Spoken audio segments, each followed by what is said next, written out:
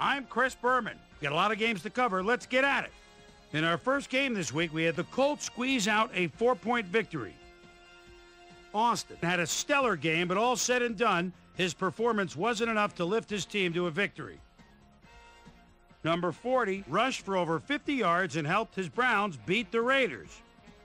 In a long-standing NFC rivalry, we had the Panthers pick up their third win of the season. Bills, Giants. The third, Eli Manning looking over the defense from the 22-yard line. And a pump fake. Everybody stops. Oh, that buys the time for the TD. The Giants win this one by the final score of 28-19. Up in the Motor City, Detroit, we had the Lions convincingly win by 15. Over at Heinz Field, we had the Steelers come away with a 7-point win.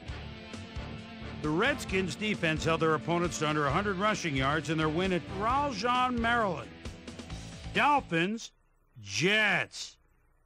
In their win, number 11 is set to get the kick at his own 15. Juggles just a moment.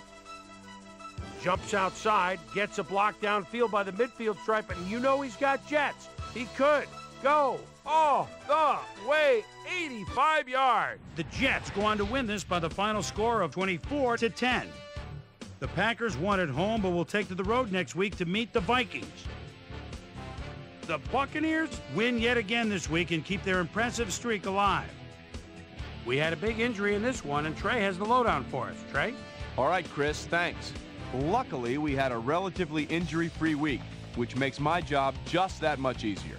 Mike Williams is arguably the biggest name on this list. He'll be out for the rest of the regular season.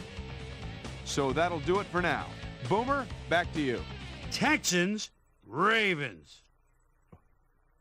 Rice is just thinking, let's get out of the shadow of our own goal line. There's a first down. What shadows?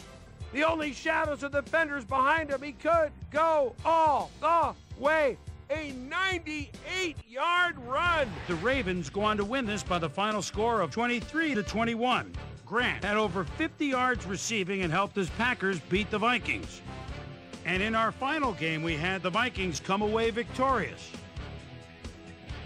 So that'll just about do it. But before we go, I'm going to toss out a few game balls to my prime-time players. Each and every one of these men had a week to remember. That'll do it, sports fans. I'm Chris Berman, and thanks so much for joining us here in the Bristol studios. We'll see you next week right here on ESPN, the worldwide leader in sports.